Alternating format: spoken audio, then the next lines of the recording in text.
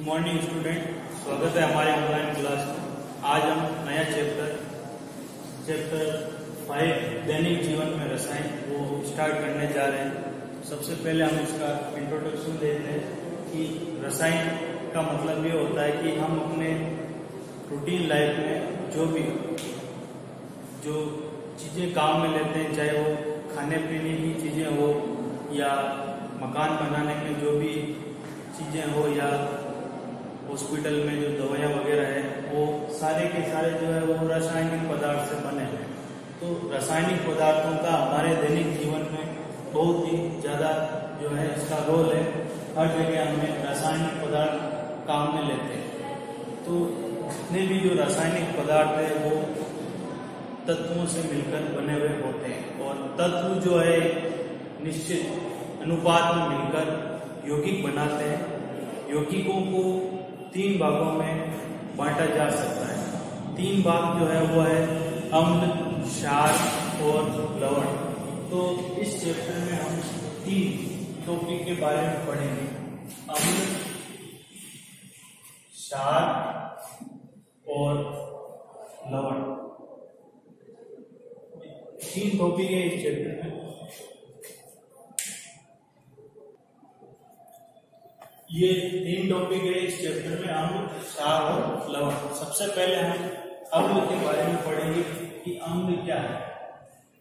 तो अम्ल जो है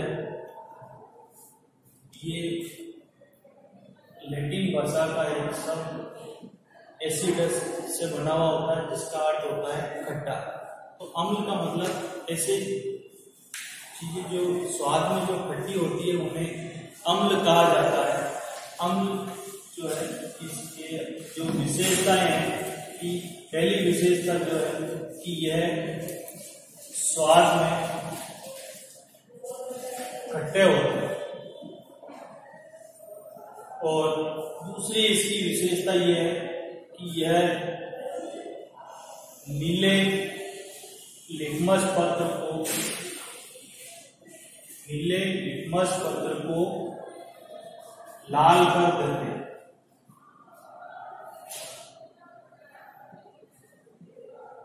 ये अम्ल की विशेषताएं हैं, 2 विशेषताएं। लिटमस पत्र जो है एक प्राकृतिक सूचक है। इसे लाइकेन नामक एक पौधे से प्राप्त किया जाता है, और ये जो है बैंगनी रंग का होता है उदासीन अवस्था में। और नीले लिटमस पेपर पर यदि अम्ल की कुछ बूंदें डालें तो उसका जो रंग है वो लाल हो जाता है। तो ये हमें बताता है कि जो दिया गया जो पदार्थ है वो अम्ल है या क्षार है। तो यदि अगर नीले लिटमस पेपर पर इसकी अगर कुछ बूंदें डालें, अगर वो लाल हो जाती है तो वो अम्ल होगा। दूसरा जो है वो है क्षार। तो क्षार जो है यह इसकी जो विशेषता है कि यह स्वाद में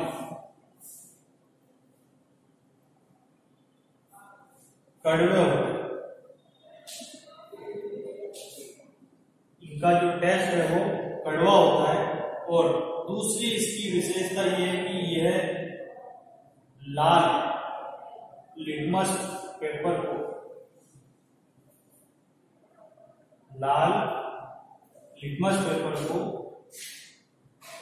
नीला कर देते हैं।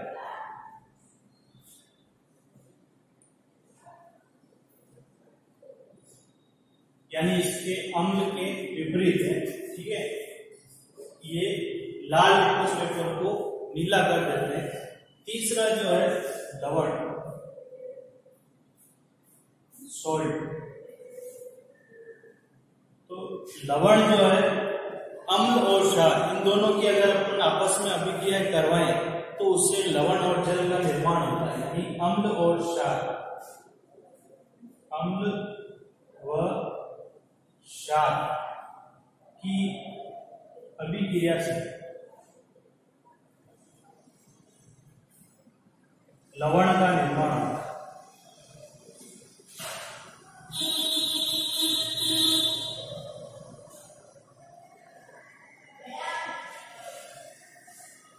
तो ये 3 टॉपिक है, इनका ये सामान्य इंट्रोडक्शन है। अब इन तीनों टॉपिक को हम डिटेल से पढ़ेंगे। डिटेल से पढ़ने से पहले यहाँ पर लवण से संबंधित एक परिभाषा है वो आपको याद रखनी है। परिभाषा जो है वो है क्रिस्टलन जल।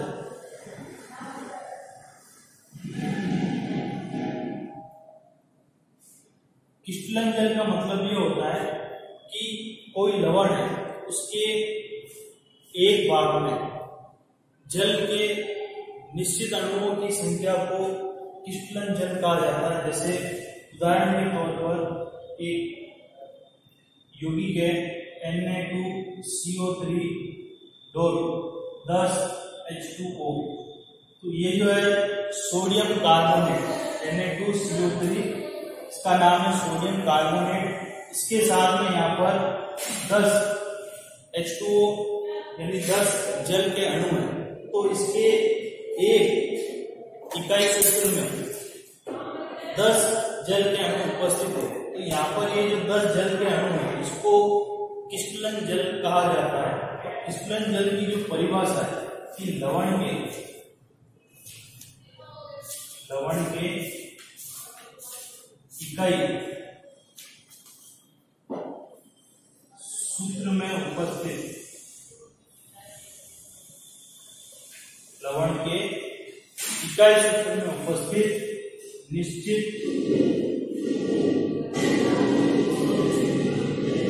जल के अणुओं की संख्या को क्रिस्टलन जल कहा जाता है।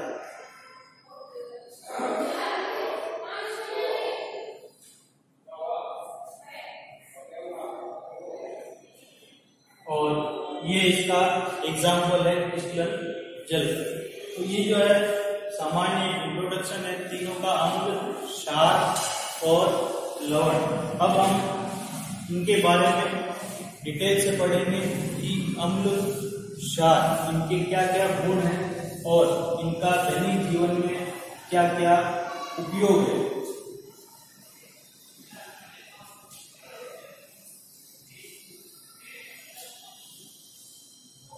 तो सबसे पहले हम अम्ल और क्षार, अम्ल व क्षार की परिभाषाएं पढ़ेंगे।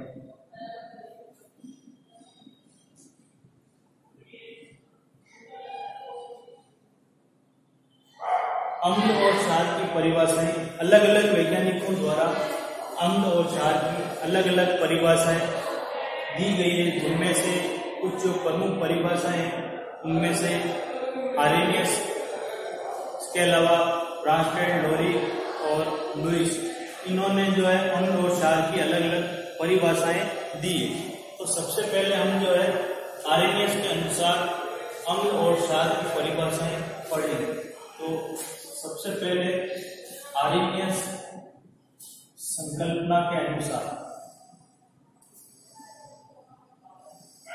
आरेनियस संकल्पना यानी आरेनियस ने अम्ल और क्षार के बारे में क्या जो है परिभाषाएं दी है। तो आरेनियस ने जो अम्ल की जो परिभाषा दी है, इन्होंने अम्ल को इस तरह परिभाषित किया है कि अम्ल वह पदार्थ है जो जलीय विलयन में, यानी इनको अगर पानी में डाला जाए तो ये हाइड्रोजन आयन देते हैं। तो जो भी पदार्थ अगर उसको पानी में डाला जाए, अगर वो हाइड्रोजन आयन देंगे तो उसे अम्ल कहा जाएगा। और क्षार जो है, इनके अनुसार क्षार वह पदार्थ है जो जलीय विलयन में OH- यानी हाइड्रोक्सिल आयन देते हैं। तो जो भी पदार्थ जल में हाइड्रोक्सिल आयन देंगे वो क्षार कहलाएंगे, और जो पदार्थ जल में हाइड्रोजन आयन देंगे वो अम्ल कहलाएंगे। तो ये आरेनियस ने इस तरीके से अम्ल और क्षार को परिभाषित किया है। तो सबसे पहले हम जो है अम्ल की परिभाषा देखते हैं कि वह पदार्थ जो जलीय विलयन में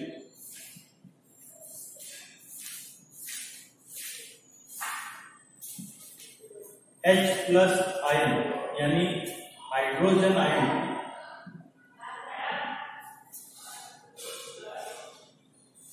देते हैं।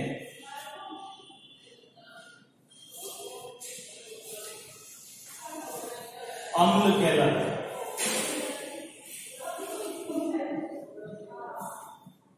इसी प्रकार क्षार की जो परिभाषा है कि वह पदार्थ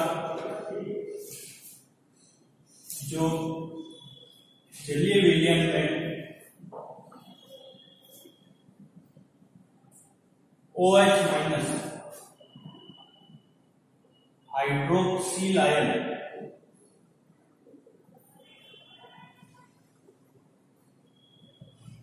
देते हैं क्षार कहलाता है। तो ये जो है आरएनएस में अम्ल और क्षार को इस तरीके से परिभाषित किया है कि अम्ल जो है ये H प्लस आयन देते हैं, जबकि क्षार जो है OH माइनस आयन देते हैं। तो इस तरीके से अम्ल और क्षार की परिभाषा है। यहाँ पर हम उदाहरण के द्वारा समझते हैं कि अम्ल जो है, अम्ल के उदाहरण जैसे HCl हाइड्रोक्लोरिक अम्ल। HCl जो है इसको अगर पानी में डाला जाए तो ये H प्लस और Cl माइनस इस तरह आयनों में विभाजित हो जाता है। तो यहाँ पर ये एक अम्ल है क्योंकि ये जलीय विलयन में H प्लस आयन दे रहा है। तो जो भी पदार्थ H प्लस आयन देते हैं वो अम्ल कहलाते हैं। एक और उदाहरण यहाँ पर अम्ल का कि जैसे H2SO4, इसका नाम है सल्फ्यूरिक अम्ल। इसको जब पानी में डाला जाता है तो यहाँ पर ये 2 हाइड्रोजन आयन देता है और ये सल्फेट आयन है। तो यहाँ पर भी ये H प्लस आयन दे रहा है। तो ये H प्लस आयन दे रहा है, इसका मतलब ये अम्ल है। तो ये अम्ल के उदाहरण है। अब यहाँ पर ये जो हाइड्रोजन आयन है, ये हाइड्रोजन आयन जो है एक प्रोटॉन है, सक्रिय आयन है, ये कभी भी स्वतंत्र नहीं रहता है, इसलिए ये जल के साथ मिलकर हाइड्रोनियम आयन बनाता है। तो H प्लस जो है ये जल का फॉर्मूला है H2O, उसके साथ मिलकर के ये H3O, इसको हाइड्रोनियम आयन कहा जाता है। Hydronium ion. तो H प्लस कभी भी स्वतंत्र नहीं रहता, ये इस रूप में रहता है। यहाँ पर हमें ये ध्यान देना है कि अम्ल जो है जलीय विलयन में कौन सा आयन देंगे, hydrogen ion, H plus ion देंगे। इसके बाद में अम्ल का आगे और विभाजन किया गया है। अम्ल को 2 भागों में बांटा गया है, प्रबल अम्ल और दुर्बल अम्ल। तो इसके बारे में हम देख लेते हैं।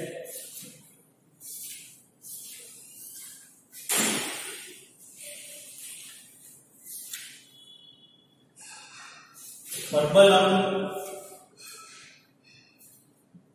और दुर्बल अम्ल।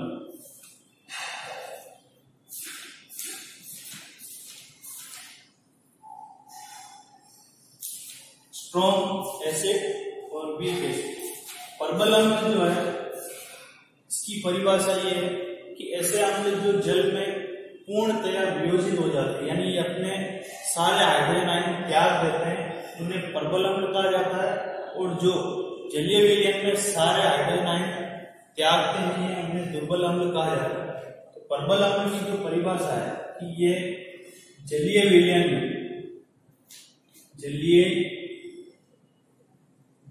में पूर्ण रूप से आयनिक हो जाते हैं।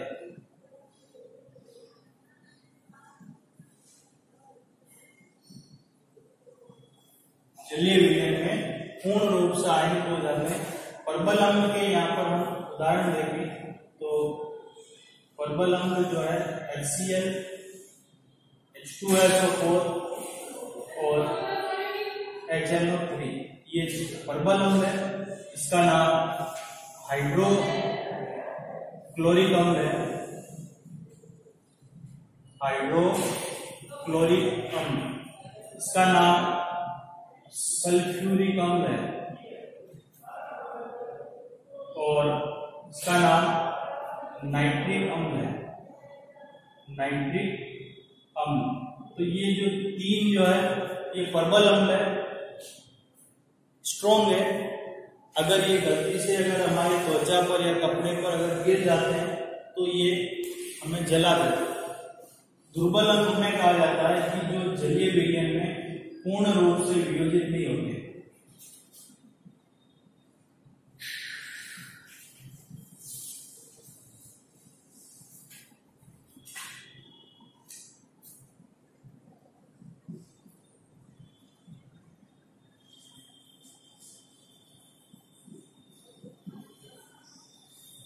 जो अम्ल जलीय विलयन में पूर्ण रूप से वियोजित नहीं होते हैं उन्हें दुर्बल अम्ल कहा जाता है। और दुर्बल अम्ल के जो उदाहरण है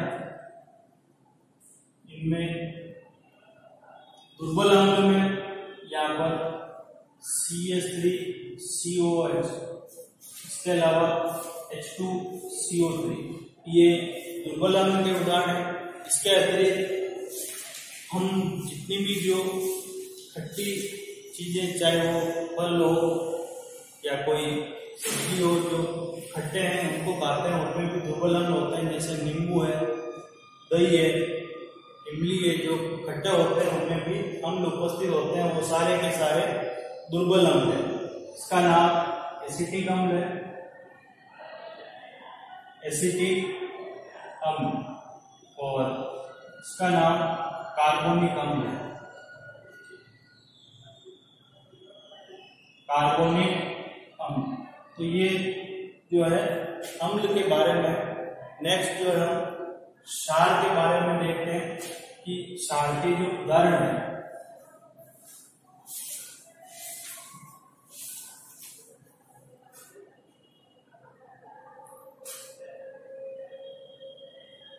क्षार के उदाहरण हमने आरएनएस के अनुसार क्षार की परिभाषा पढ़ी थी कि क्षार जो है जलीय विलयन में OH- यानी हाइड्रोक्सिल आयन रहते हैं, उन्हें क्षार कहा जाता है।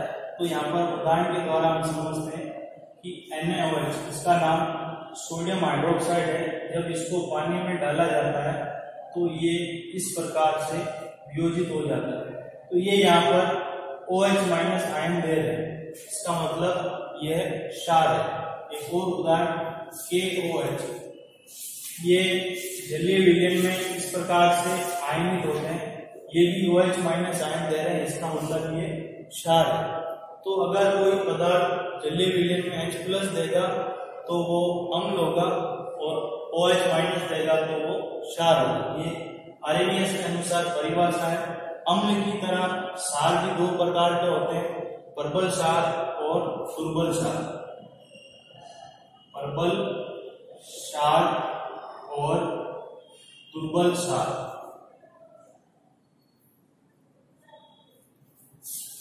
ये सेम उसी तरह है कि ये जल में पूर्ण रूप से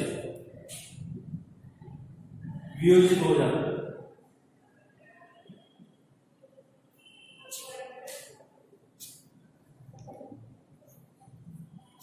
और पूर्ण रूप से वियोजित होकर हाइड्रोक्सिल आयन रहते हैं। इसके जो उदाहरण है प्रबल क्षार के, वो ये दो उदाहरण है इसके, NaOH और KOH। इसका नाम सोडियम हाइड्रोक्साइड है, सोडियम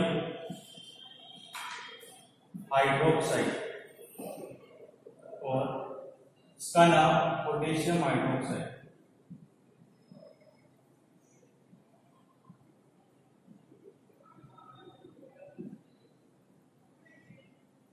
ये जो है ये दो प्रबल क्षार के उदाहरण है कि दुर्बल क्षार ये जल में पूर्ण रूप से वियोजित नहीं होते।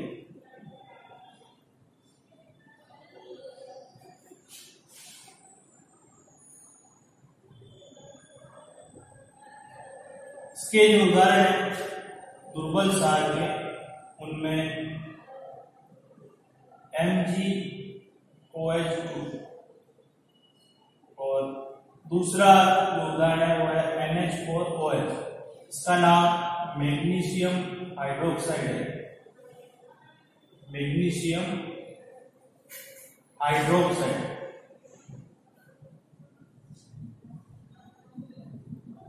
और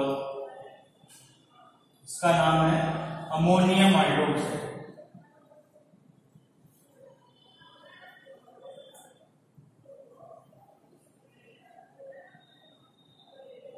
तो ये जो है ये आरएनएस के अनुसार हमने अम्ल और क्षार के बारे में पढ़ा।